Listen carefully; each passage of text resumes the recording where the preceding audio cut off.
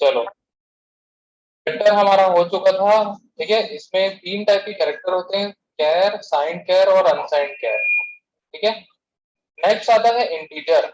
Integer में दो type के इंटीजर होते हैं, पहला होता है साइंड और दूसरा होता है अनसाइंड। ठीक है, तो साइन इंटीजर क्या होता है,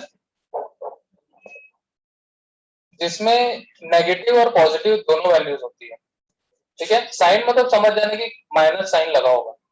ठीक है, मतलब लगा सकते हैं।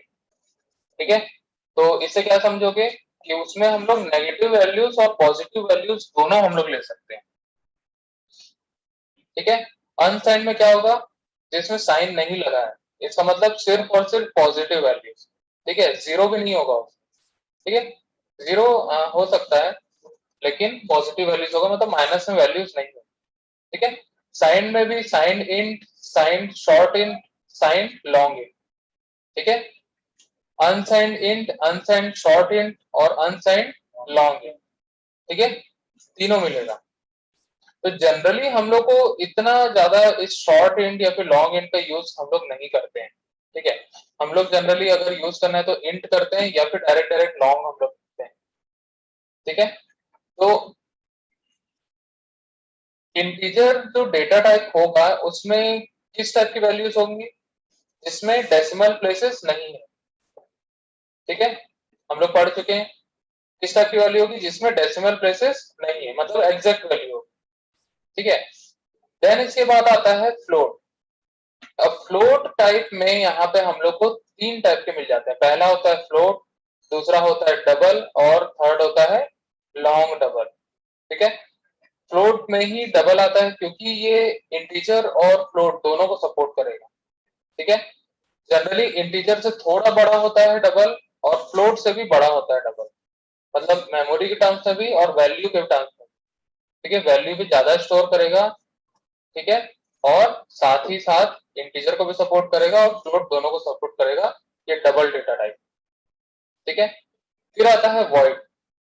ठीक है, वॉइड की कहानी हम लोग लास्ट में पढ़ेंगे। ठीक है, चलो आगे हम लोग देखते हैं और यहाँ पे आते हैं हम लोग इंटीजर डेटा टाइप। ठीक है, सबसे पहला यहाँ पे इंट और साइन इंट, ये कितना साइज लेगा, 2 बाइट्स का साइज लेता है, और इसका रेंज रहता है -32 7 6 8 टू पॉजिटिव साइड में 32767 तक। ठीक है, इतना इसमें रेंज होता है। ठीक है, अब ये रेंज कब काम आएगा, अगर हम लोग 50,000 भी डालेंगे तो वो भी एक्सेप्ट कर लेगा। ठीक है, एक्सेप्ट करेगा, लेकिन जब कैलकुलेशन करेंगे उसमें तब वो काम नहीं करने वाला है, क्योंकि वो उसके रेंज से बाहर है। ठीक है, उसमें वो कैलकुलेशन नहीं कर पाएगा। एक्सेप्ट कर लेगा, प्रिंट भी करेगा उसको, लेकिन जब कैलकुलेशन करेंगे तो वर्क नहीं करेगा। ठीक है, तो इसका रेंज जो है, मतलब परफेक्टली अगर इंटीजर वेरिएबल से या फिर डेटा टाइप से हम लोग को काम लेना है तो हम लोग को इसी रेंज की वैल्यूज देनी पड़ेगी। ठीक है, देन आता है अनसाइंड इंट, ये भी 2 बाइट्स लेता है। अनसाइंड मतलब पॉजिटिव साइड, 0 to 65535। ठीक है, मतलब माइनस और प्लस जितनी वैल्यूज होगी उतनी ये पॉजिटिव साइड में लेगा। ठीक है, अगर हम लोग को कैलकुलेशन करना है, ठीक है, अगर मान लो 32,000 से ऊपर की वैल्यू लेना है तो हम लोग क्या लेंगे उस केस में, अनसाइंड इंट हम लोग ले लेंगे, अगर हम लोग को पता है कि पॉजिटिव वैल्यूज ही होगी। ठीक है, समझ में आया। तो सीधी सी बात है, अगर माइनस से 0 तक जाएंगे तो इतना ही मिलेगा हम लोग को। ठीक है, उसको इसमें ऐड कर दिए बस, तो 0 से 65535 तक आ गया। फिर उसके बाद आता है शॉर्ट इंट और साइन शॉर्ट इंट, ये कितना लेगा बाइट, 1 बाइट का मेमोरी साइज लेगा, और यहाँ पे -128 से लेके +127 तक की वैल्यूज हम लोग ले सकते हैं, मतलब मान के चलो 3 डिजिट। ठीक है, इतनी वैल्यूज में हम लोग कुछ कैलकुलेशन वगैरह कर सकते हैं। फिर उसके बाद आता है अनसाइंड शॉर्ट इंट। ठीक है, इसमें पॉजिटिव वैल्यूज होगा, मतलब 128 प्लस कर देंगे तो 0 से लेके 255 तक, और ये भी 1 बाइट ही लेगा। ठीक है, फिर आता है लॉन्ग इंट और साइंड लॉन्ग इंट। अब ये लॉन्ग यहाँ पे लगा है, इसका मतलब समझ जाने की कोई बड़ी वैल्यू होगी। ठीक है, ये कितना मेमोरी साइज लेगा, 4 बाइट्स का मेमोरी साइज लेगा। ठीक है, और इसके रेंज क्या होगा, -2147483648 ठीक है पॉजिटिव साइड तक। इतनी बड़ी वैल्यूज को हम लोग ले सकते हैं, ठीक है। जैसे कभी हम लोग को जरूरत पड़ती है कि फोन नंबर हम लोग ले, तो उस केस में हम लोग इसमें ले सकते हैं, ठीक है। या फिर कोई बड़ा नंबर आ रहा है हमारे पास, तो वो अगर लेना है तो हम लोग लॉन्ग इंट यहाँ पे ले सकते हैं, ठीक है।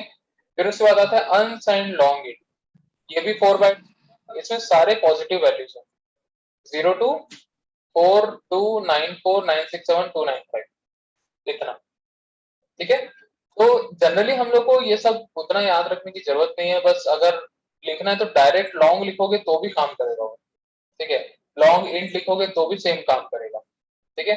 साइंड अनसाइंड, जब हम लोग को पता है कि अगर पॉजिटिव वैल्यू लेना है तो हम लोग वहां पे अनसाइंड ले लेंगे।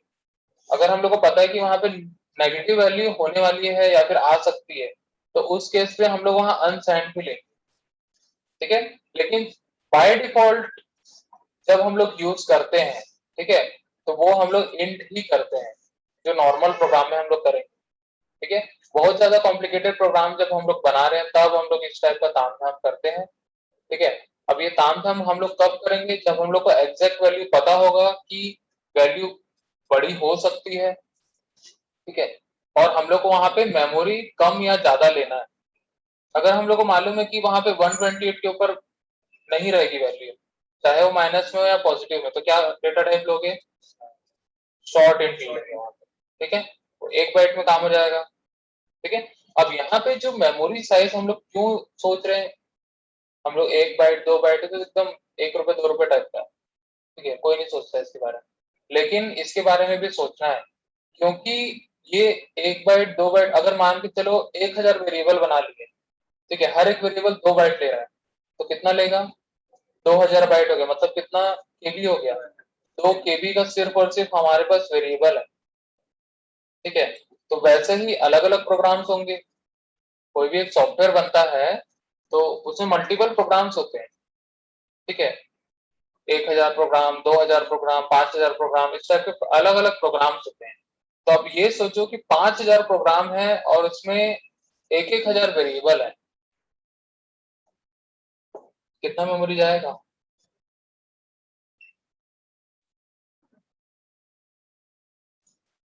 10,000 केबी, मतलब कितना हो गया, 10 MB का वो फाइल बन गया। 10 MB मतलब हम लोग को लगता है हाँ बड़ी वैल्यू है ना, सोचते हो कि 10 MB के बारे में, नहीं सोचते।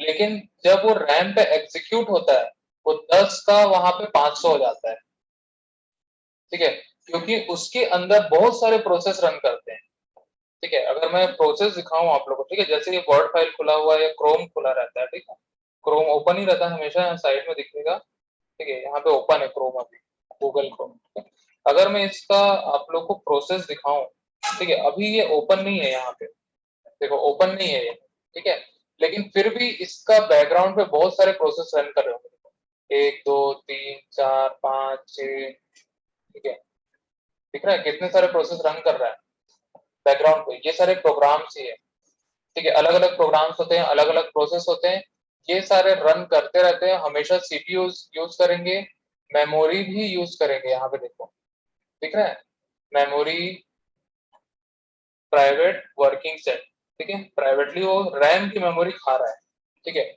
और हर मेमोरी कितना कितना खा रहा है, किलोबाइट्स में खा रहा है, ठीक है, कोई भी बाइट में या फिर बिट में नहीं है, हर प्रोग्राम जो है उसके अंदर बहुत सारे वेरिएबल्स होते हैं, तो इसी प्रकार से वो मेमोरी लेता है, ठीक है, और वैल्यूज को हमेशा होल्ड करके रखे रहेगा जब तक वो प्रोग्राम रन कर रहा है, ठीक है। तो हम लोग को ऐसा नहीं लगना चाहिए कि कभी भी जब हम लोग प्रोग्राम बना रहे हैं तो हम लोग 2 बाइट का ले, 1 बाइट का ले, वैल्यूज के हिसाब से हम लोग को तो लेना ही पड़ेगा, है ना। लेकिन जब हम लोग बड़े सॉफ्टवेयर बनाते हैं तब इसकी वैल्यू समझ में आती है कि कहाँ से हम लोग 2 बाइट 4 बाइट बचा लें, जितना मेमोरी कम लेगा उतना ही आपके सॉफ्टवेयर का परफॉर्मेंस बढ़ेगा, ठीक है। इसीलिए हम लोग जो डेटा टाइप यहाँ पे देखते हैं, अलग अलग टाइप के डेटा टाइप बना दिया गया, कम वैल्यू के लिए कम बाइट लेगा वो, ठीक है, बड़ी वैल्यू के लिए ज्यादा बाइट लेगा, ठीक है, समझ में आया। तो जनरली हम लोग अभी एजुकेशनल पर्पस के लिए हम लोग इंट ही यूज करते हैं, क्योंकि बहुत बड़े प्रोग्राम नहीं बनाना है, ठीक है।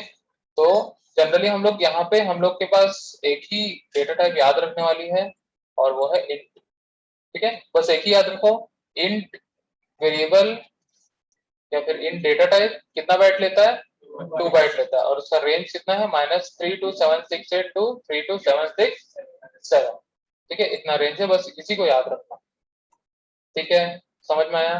तो ये था इंटीजर डेटा टाइप। अब आते हैं फ्लोटिंग पॉइंट डेटा टाइप पे। फ्लोटिंग पॉइंट डेटा टाइप जो होता है वो इंटीजर से थोड़ा सा बड़ा होता है, ठीक है। Floating types are used to store real numbers, size and range of integer types, ठीक है, इन ऑन 16 बिट मशीन। अब यहाँ पे हम लोग जो बात कर रहे हैं वो 16 बिट मशीन की बात कर रहे हैं, ठीक है। मतलब सी लैंग्वेज जब बना था तो जनरली वहां पे 4 बिट मशीन या 2 बिट मशीन काम करते थे जब सी प्रोग्रामिंग आया था। आज के डेट पे 64 बिट तक हो रहा है, और आगे 128 बिट के भी सिस्टम आ चुके हैं, ठीक है। तो लेकिन ऑपरेटिंग सिस्टम कैपेबल नहीं है अभी 128 बिट के लिए, जनरली ये सब आर्किटेक्चर होता है, ठीक है। तो आर्किटेक्चर के हिसाब से भी यहाँ पे जो है डेटा टाइप का यहाँ साइज भी डिफाइन किया जाता है, ठीक है। तो यहाँ पे फिलहाल हम लोग अभी पढ़ रहे हैं 16 बिट मशीन के हिसाब से पढ़ रहे हैं, क्योंकि हम जो अभी टर्बो C++ भी चला रहे हैं वो भी 16 बिट मशीन के हिसाब से बना हुआ है, ठीक है। 16 बिट समझ में आता है ना क्या है, 32 बिट, 16 बिट, 64 बिट, कितने लोग को पता है? बस 3 लोग को। देखो 16 बिट, 32 बिट और ये सारा जो होता है वो कंप्यूटर का आर्किटेक्चर होता है, ठीक है। आर्किटेक्चर का मतलब होता है, जैसे मान के चलो मैं यहाँ पे अपने माई कंप्यूटर की प्रॉपर्टीज में जाके दिखाऊं, तो मैंने यहाँ पे 64 बिट ऑपरेटिंग सिस्टम इंस्टॉल करके रखा है। मतलब मेरा सिस्टम जो है वो 64 बिट को सपोर्ट करता है, ठीक है। क्लियर? तो ये 64 बिट का मतलब क्या है?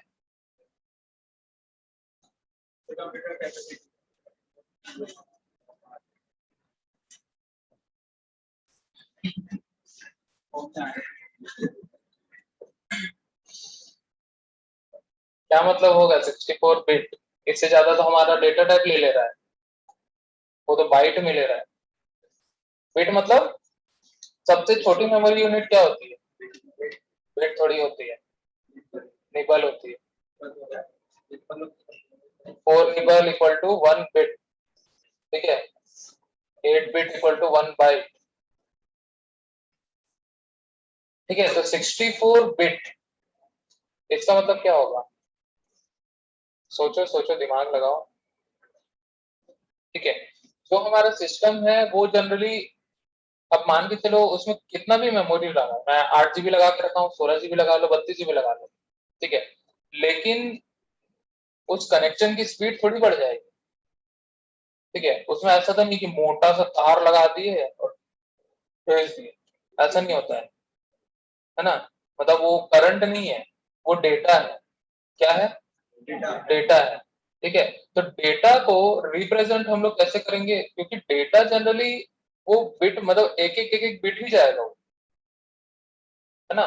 तो वो बिट को सपोर्ट करने के लिए बहुत छोटा सा बस होता है वहां पे, मतलब बहुत पतला सा तार होता है, ठीक है। बहुत पतला होता है, मतलब जनरली उसे डेटा ट्रांसफर करवाना ही बहुत कठिन होता है, ठीक है।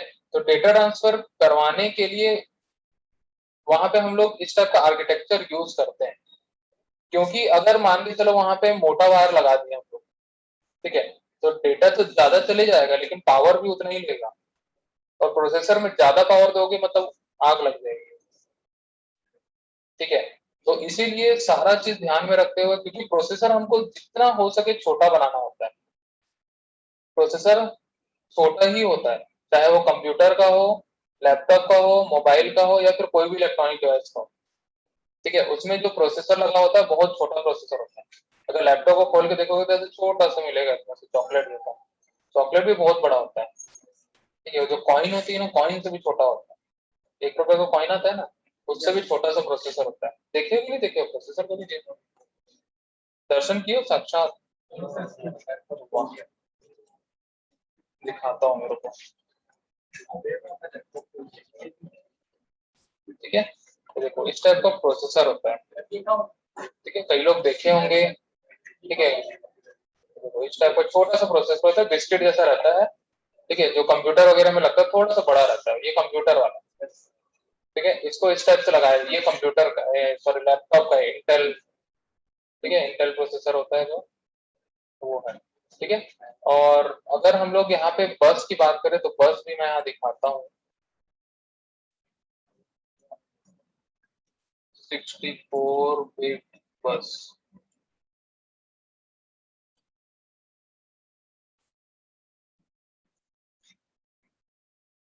ठीक है, ठीक, ये है, इस टाइप का कनेक्शन होता है,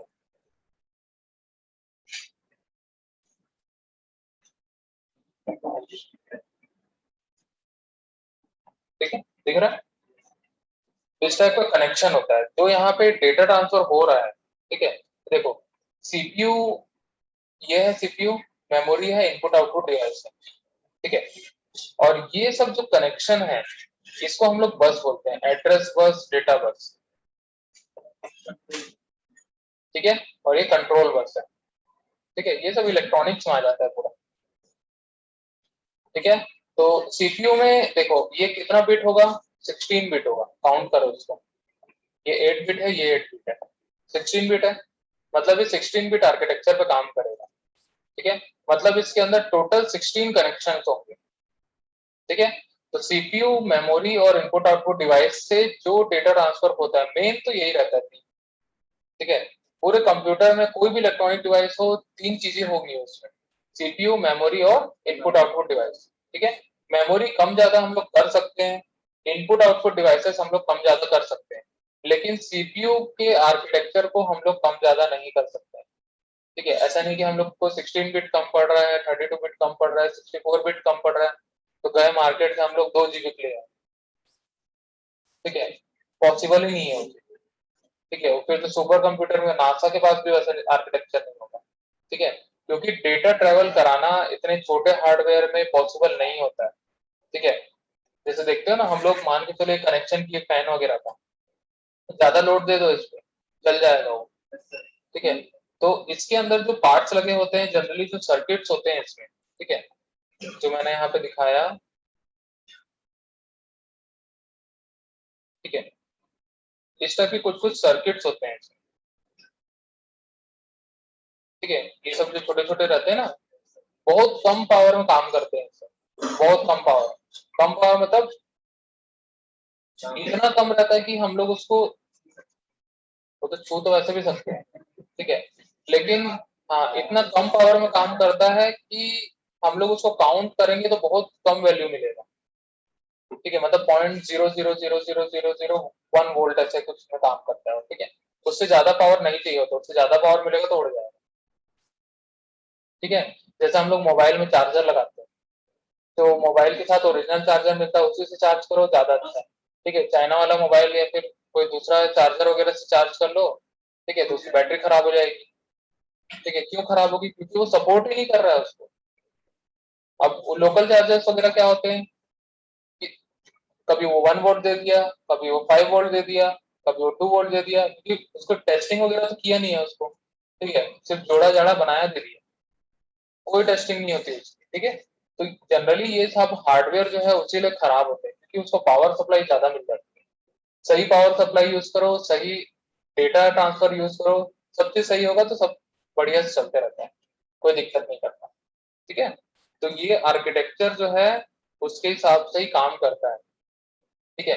तो ये आर्किटेक्चर के हिसाब से ही हम लोग यहाँ पे जो सॉफ्टवेयर बनाते हैं, ठीक है, वो बनाते हैं और उसके अंदर डेटा टाइप भी लेते हैं, ठीक है। समझ में आया यहाँ पे इस साइज के बारे में, क्यों हम लोग साइज ले रहे हैं, ठीक है, क्लियर। तो यहाँ पे आते हैं हम लोग वापस से फ्लोटिंग पॉइंट डेटा टाइप में, और यहाँ पे देखते हैं फ्लोट डेटा टाइप, ठीक है। फ्लोट डेटा टाइप क्या है, जिसमें हम लोग डेसिमल प्लेसेस भी ले सकते हैं, मतलब रियल नंबर उसमें हम लोग लेंगे, रियल नंबर समझ में आता है, मतलब कोई नंबर है उसका कुछ ना कुछ फ्रैक्शनल पार्ट भी होगा, ठीक है। जैसे 3.14 या फिर कुछ भी हम लोग डेसिमल प्लेसेस में वैल्यू लेते हैं, वो सारा फ्लोट डेटा टाइप में आता है। ठीक है, फ्लोट डेटा टाइप का साइज होता है 4 बाइट्स और इसका रेंज होता है 3.4 एक्सपोनेंट -38 टू 3.4 एक्सपोनेंट +38 तक। क्लियर? फिर आता है डबल डेटा टाइप, ये 8 बाइट का साइज लेता है और इसमें बहुत ज्यादा नंबर्स हम लोग ले सकते हैं। ठीक है, फिर आता है लॉन्ग डबल, ये सबसे बड़ा होता है और ये 10 बाइट्स का साइज लेता है और इसमें बहुत ज्यादा बड़ी वैल्यू हम लोग ले सकते हैं। ठीक है, समझ में आया? तो फ्लोटिंग पॉइंट डेटा टाइप में हम लोग डेसिमल प्लेसेस में भी हम लोग नंबर्स ले सकते हैं और काफी बड़ी बड़ी वैल्यूज भी हम लोग ले सकते हैं। ठीक है, जनरली ये सब लॉन्ग डबल डबल ये सब का डेटा टाइप्स यूज कहाँ किया जाता है, जैसे स्टॉक मार्केट्स होते हैं। ठीक है, उसके फिगर्स बहुत ज्यादा बढ़े जाते हैं। ठीक है, मतलब वो मिलियंस ट्रिलियंस में चले जाते हैं कभी कभी। ठीक है, तो वहाँ पे जो काउंटिंग होती है वो बहुत बड़े नंबर से काउंट होती है, जो वहाँ सॉफ्टवेयर लगे होते हैं उसमें इसी प्रकार के डेटा टाइप यूज होते हैं। जनरली वहाँ पे तो डेटा स्ट्रक्चर यूज होता है, लेकिन वहाँ पे भी हम लोग डबल वगैरह ऐसा यूज करते हैं। ठीक है, तो उतने बड़े लेवल में हम लोग को फिलहाल तो अभी नहीं करना है, लेकिन हम लोग को पता रहना चाहिए कि कौन सा डेटा टाइप का रेंज क्या है और उसका साइज क्या है। ठीक है, समझ में आया? इसको हो सके तो याद रख लेना। बेसिक बेसिक रखो, इंट का याद रख लो, फ्लोट का याद रख लो, कैर का याद रख लो। ठीक है, तो नेक्स्ट आते हैं हम लोग कैरेक्टर टाइप। ठीक है, कैर और साइंड कैर, इसमें -128 टू 127 तक। ठीक है, और कितना साइज लेगा ये? 1 बाइट का साइज लेगा। -128 टू 127 हम लोग क्यों बोल रहे हैं, समझ में आया? कौन सी वैल्यू है ये? आज की वैल्यू है। कौन सी वैल्यू है? आज की वैल्यू है। ठीक है, तो आज की वैल्यू के हिसाब से -128 टू 127 तक। ठीक है, हर एक कैरेक्टर के लिए एक आज की वैल्यू डिफाइन किया गया है। उसकी आज की वैल्यू से ही हम लोग किसी भी कैरेक्टर को रिप्रेजेंट कर सकते हैं। ठीक है, मतलब जैसे मान लो एक सी है। ठीक है, सी के लिए कौन सा नंबर दिया गया है? 65, 66, 67। ठीक है, तो सी का वैल्यू क्या होगा अगर हम लोग इंटीजर में बात करें तो 67 होगा। ठीक है, तो हम लोग जो रेंज बोल रहे हैं वो आज की कैरेक्टर्स में रेंज हम लोग बोल रहे हैं। ठीक है, उसके बाद आता है अनसाइंड कैर, ये भी 1 बाइट लेगा, लेकिन इसमें रेंज चेंज हो जाएगा, ये पॉजिटिव साइड रहेगा 0 टू 255। ठीक है, समझ में आया? तो हम लोग 3 टाइप के डेटा टाइप देखे, इंटीजर, फ्लोट और कैरेक्टर। ठीक है, एक और होता है वॉइड टाइप। ठीक है, जनरली वॉइड हम लोग फंक्शंस के साथ यूज करते हैं। वॉइड का मतलब होता है नो वैल्यू। ठीक है, वॉइड एक ऐसा डेटा टाइप है जनरली हम लोग फंक्शंस के साथ यूज करते हैं इसको। ठीक है, या फिर हम लोग किसी वेरिएबल्स के साथ यूज करते हैं जब उसमें कोई वैल्यू हम लोग को नहीं देना है। हम लोग वेरिएबल तो डिक्लेयर कर रहे हैं, इसको उठाओ, वेरिएबल तो डिक्लेयर कर रहे हैं लेकिन उसमें कोई वैल्यू हम लोग इनिशियलाइज नहीं कर रहे। ठीक है, तो जनरली हम लोग वेरिएबल्स के साथ इसको यूज नहीं कर सकते। ठीक है, करते हैं लेकिन जब हम लोग कुछ एडवांस टेक्निक्स वहां पे यूज करते हैं तभी हम लोग करते हैं, अदरवाइज नहीं करते।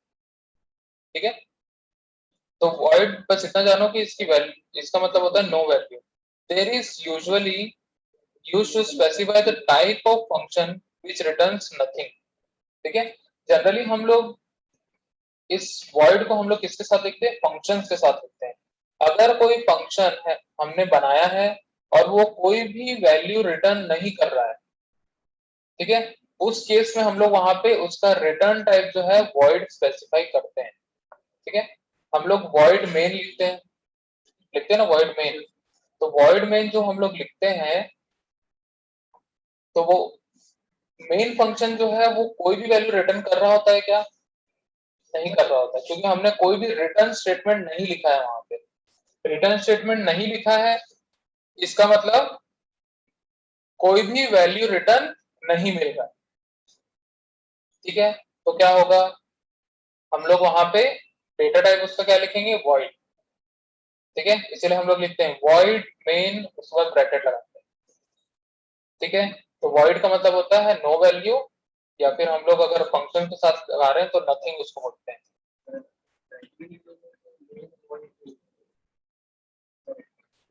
सिंटेक्स है ना वो सिंटेक्स है। ठीक है, समझ में आया डेटा टाइप कि नहीं आया? ठीक है, कुछ डाउट है तो पूछो।